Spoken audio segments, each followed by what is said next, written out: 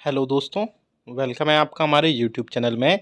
तो pensioners, family pensioners और भूतपूर्व जवानों और सभी स्टेट कर्मचारियों के लिए मैं बहुत बड़ी अपडेट लेकर आया हूं। जी हां दोस्तों, आपकी सैलरी और पेंशन पर भी बहुत बड़ी अपडेट होने वाली है।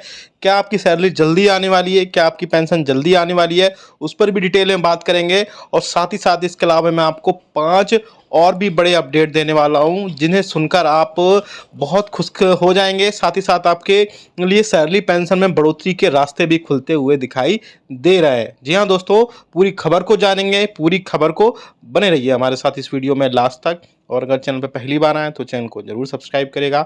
साथ ही साथ आप हमारी वीडियोस की लेटेस्ट नोटिफिकेशन के लिए घंटे के निशान को भी प्रेस करिएगा, तभी आपके पास हमारी वीडियोस की लेटेस्ट नोटिफिकेशन आ पाएगी और आप हमारी वीडियोस को इसी तरीके से आगे भी वॉच कर पाएंगे। आपकी जो सैलरी और पेंशन में जल्द आने वाली है या लेट होने वाली है, उसके रिगार्डिंग हम बाद में बात करेंगे। पहले अदर जो 5 बड़ी खबरें आ रही हैं उनको हम देख लेते हैं। तो सबसे पहले उनमें बड़ी खबर आ रही है, वो बड़ी खबर है आपको फिक्स्ड मेडिकल अलाउंसेस को लेकर के। जी हाँ दोस्तों, आप सभी को पता है कि ऐसे पेंशनर्स, फैमिली पेंशनर्स या कर्मचारी जो नॉन सीजीएचएस एरियाज़ में रहते हैं, यानी कि जो एरियाज़ में सीजीएचएस के हॉस्पिटल्स या वेलनेस सेंटर्स या फिर वहाँ पर सीजीएचएस के डिस्पेंसरीज नहीं हैं, तो ऐसे एरिया में रहने वाले पेंशनर्स और फैमिली पेंशनर्स को सरकार की तरफ से 1,000 रुपये का फिक्स्ड मेडिकल अलाउंसेस दिया जाता है। जी हाँ दोस्तों, ऐसे में अब पेंशनर्स और पेंशनर्स एसोसिएशंस ने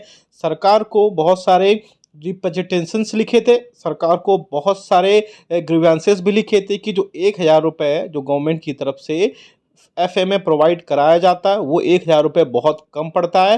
क्योंकि आपको पता है कि मेडिसिन की कॉस्ट बहुत बढ़ रही है दिन पे दिन, तो ऐसे में 1,000 रुपये कम हो रहे हैं। तो सरकार से उन्होंने रिक्वेस्ट की है और सरकार का इस पर आंसर भी आया है। जी हाँ दोस्तों, सरकार ने जो है इस पे इसके रिगार्डिंग बोला भी है। बेसिकली सरकार, पेंशनर्स और पेंशनर्स एसोसिएशन ने गवर्नमेंट से ये बोला था कि सरकार जो है 1,000 रुपये से बढ़ा करके फिक्स्ड मेडिकल अलाउंसेस जो है वो 3,000 रुपये तक करे। इसके रिगार्डिंग गवर्नमेंट ने क्लियर इंस्ट्रक्शन दिए है कि इसका जो मैटर है वो ministry of health and family welfare को जो है को भेज दिया गया है।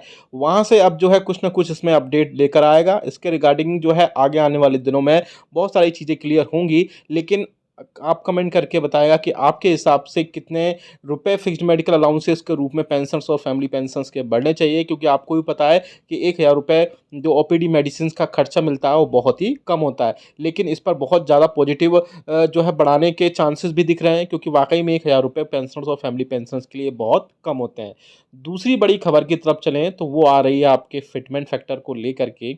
जी हाँ दोस्तों, अभी आप सभी को पता है कि 7वें वेतन आयोग के रिकमेंडेशंस के हिसाब से आपको जो है मिनिमम सैलरी 18,000 रुपये और मिनिमम पेंशन 9,000 रुपये उसमें 7वें वेतन आयोग के अकॉर्डिंग आपको प्रोवाइड कराई जाती है। ऐसे में 7वें वेतन आयोग के बाद में जो कि आपकी फिटमेंट फैक्टर है 2.58 गुना, उसके बेसिस पर आपकी सैलरी और पेंशन तय की जाती है। लेकिन अब मीडिया में ऐसी खबरें आ रही हैं, साथ ही साथ बहुत सारे जो ऐसो मीडिया बहुत सारे जो पेंशनर्स और फैमिली पेंशनर्स के एसोसिएशंस हैं, या बोल सकते हैं कि फेडरेशंस है, उन्होंने भी सरकार से रिक्वेस्ट की है कि सरकार जो है कर्मचारियों, पेंशनर्स और फैमिली पेंशनर्स का जो फिटमेंट फैक्टर है उसमें बढ़ोतरी करे, बढ़ोतरी 3.68 गुना तक करे। और ऐसा वाकई में होता है तो पेंशनर्स और फैमिली पेंशनर्स के लिए इसमें बहुत बड़ी खबर होगी, बहुत बड़ी राहत होगी। जी हाँ दोस्तों, पेंशनर्स और फैमिली पेंशनर्स की अगर ऐसे में मैं ऐसे में अगर फिटमेंट फैक्टर 3.68 गुना यानी कि 2.57 से 3.68 गुना तक जाता है, तो ऐसे में पेंशनर्स और फैमिली पेंशनर्स के बहुत ज़्यादा राहत की खबर होने वाली है। और ऐसे में आपकी पेंशन जो है 9,000 रुपये से बढ़ करके करीब 13.5 से 14,000 रुपये तक पहुंचेगी। और साथ ही साथ आपकी जो सैलरी है वो 25 से 26,000 रुपये बेसी तक पहुंचने की पूरी पूरी संभावना जताई जा रही है। इस पर भी अगर ऐसा होता है तो हम आपको ज़रूर बता देंगे। अगली बड़ी अपडेट की तरफ लेके चलें तो आपकी अगली बड़ी अपडेट आ रही है 18 मंथ्स के डीए और डीआर पर। जी हाँ दोस्तों, आप सभी को पता है कि आपको 18 मंथ्स का डीए और डीआर का जो एरियर्स है वो नहीं दिया गया था। ऐसे में अब इस मंथ में जो है आगे आने वाले वीक्स में कभी भी हफ्ते में जो है एक बड़ी मीटिंग होने जा रही है, जो जिसमें कैबिनेट सेक्रेटरी, डीओपीटी के अधिकारी, साथ ही साथ मिनिस्ट्री ऑफ फाइनेंस के डिपार्टमेंट ऑफ एक्सपेंडिचर के अधिकारी भी बैठक में होंगे, जिसमें इस मीटिंग में और भी कई सारे इश्यूज होंगे, जैसे ओल्ड पेंशन स्कीम का मुद्दा हो, चाहे वो इसके अलावा और भी कई सारे मुद्दे हैं। लेकिन सबसे बड़ा मुद्दा जो है वो 18 मंथ्स का डीए और डीआर का जो एरियर्स है वो होने वाला है। जी हाँ दोस्तों, अगर आपका 18 मंथ्स का डीए और डीआर आप भी चाहते हैं, इस वीडियो को लाइक करिए, शेयर करिएगा। और इसके अलावा जो है वाकई में 18 मंथ्स का जो डीए डीआर है उसकी 3 इंस्टॉलमेंट्स मिल जाती हैं। तो ऐसे में पेंशनर्स को 2 लाख रुपए से लेकर के उनके लेवल, बेसिक लेवल के हिसाब से कई सारे पैसे मिल जाएंगे, जिससे पेंशनर्स और फैमिली पेंशनर्स को बहुत ज़्यादा राहत मिलने की संभावना जताई जा रही है। और मीडिया में ये भी खबरें आ रही थी कि ये सिर्फ पेंशनर्स को मिलेगा, तो मैं आपको बता दूं ये ऐसा नहीं होगा, क्योंकि डीए और डीआर कर्मचारियों, पेंशनर्स और फैमिली पेंशनर्स तीनों का रोका गया था। तो ऐसे में अगर ये रिस्टोर किया जाता है, यानी इसमें जो डीए एरियर्स अगर मिलता है पेंशनर्स को, फैमिली पेंशनर्स को, तो सभी को मिलेगा एज वेल एज एम्प्लॉइज़। तो इसमें बहुत ज़्यादा आगे जो भी अब इस मंथ में जो भी अपडेट होगी बैठक में, वो हम आपको ज़रूर बहुत ही क्लियरली से इसमें बता देंगे। इसके अलावा और भी बड़ी खबरें आ रही हैं। जी हाँ दोस्तों, आपके सैलरी से लेकर भी बहुत सारी खबरें थी। अब आपको मैं सैलरी से लेकर बड़ी अपडेट दे दूँ। अभी मीडिया में खबरें आ रही थी कि जो है बहुत सारे यूट्यूब चैनल्स में भी ऐसा बोला जा रहा था कि आपकी जो सैलरी और पेंशन है वो समय से पहले दी जा सकती है। तो मैं बता दूं आपको कि आपकी पेंशन और सैलरी जिस टाइम पर आती रही है लास्ट वर्किंग डे पे, वैसे ही आपकी सैलरी और पेंशन आएगी।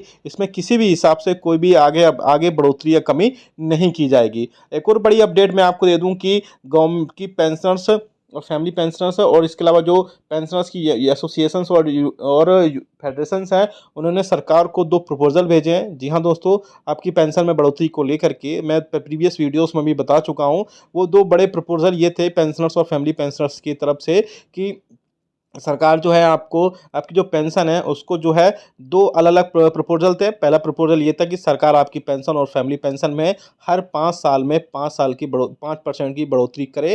5-5 साल के ब्लॉक में, यानी कि 60 से 65 साल में 5% की, 65 से 70 साल में 5% की, देन 70 से 75 में 5 साल की, और 75 से 80 साल में 79 ईयर्स में 80 साल की बढ़ोतरी करे। और 80 साल के बाद में 70 वर्ष की 80 साल के बाद में 7वें वेतन आयोग के रिकमेंडेशन के हिसाब से आपको ऑटोमेटेड आपकी सैलरी में 20% की, बेसिक पेंशन में आपको 20% की बढ़ोतरी हो जाती है। तो ऐसे में ये एक बड़ा सरकार के लिए चैलेंज होगा, दूसरी पेंशनर्स के लिए बड़ा चैलेंज होगा।